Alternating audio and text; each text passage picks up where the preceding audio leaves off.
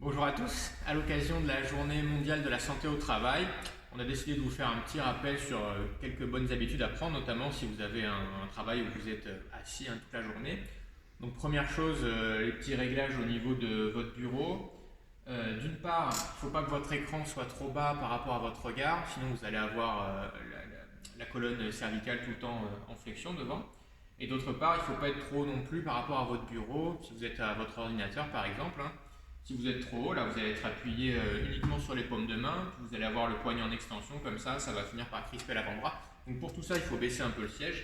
Donc si vous ramenez les coudes à hauteur du bureau, là au moins, j'ai pas que mes mains posées, j'ai mes avant-bras qui sont posés aussi, et puis j'ai un peu moins à baisser la tête pour regarder l'écran. Si l'écran est toujours trop bas, hein, vous le surélevez, vous mettez des livres en dessous par exemple, pour avoir qu'il soit 10-20 cm en dessous du regard, mais pas plus pour pas trop baisser la tête. Bien sûr, après, il faut être calé au fond du siège. Il vaut mieux être adossé qu'en bordure de siège comme ça, hein. Donc calé au fond, hop, on se tient droit et puis on essaye de ne pas trop avoir les épaules qui avancent. Alors, sachant qu'après tout ça, il faut bien prendre conscience que la bonne posture, c'est pas la solution magique. Si vous êtes dans une posture parfaite comme ça et que vous ne bougez pas toute la journée, vous allez quand même finir par avoir très mal au dos.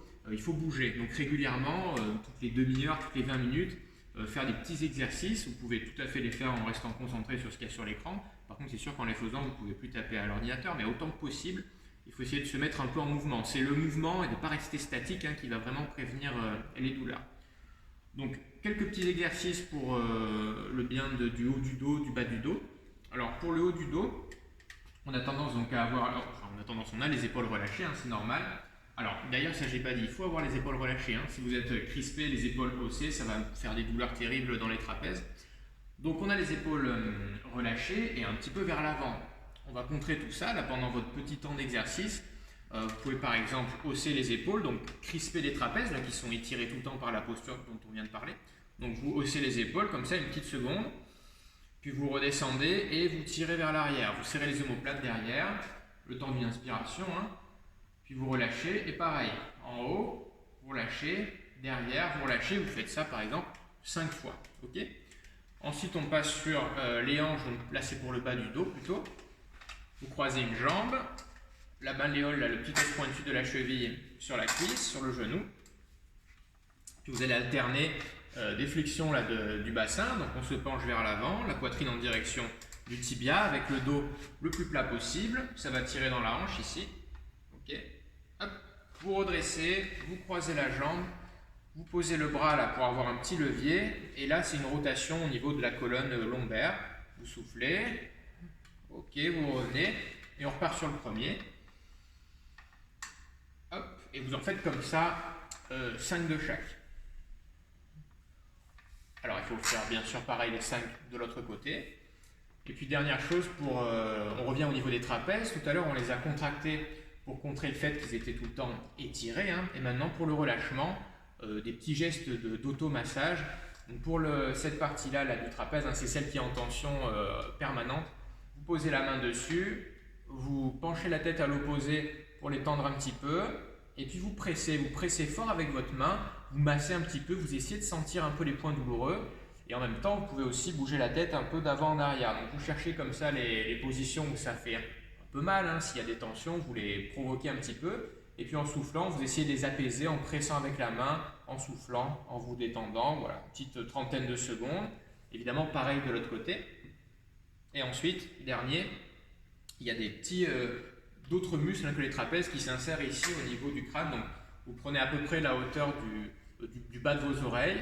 Okay, vous partez d'ici, vous partez derrière et vous allez sentir des petits os, c'est des os pointus en fait, un de chaque côté. Et là vous allez les presser, alors plutôt avec les phalanges, pour ne pas vous faire mal aux doigts en les pliant comme ça.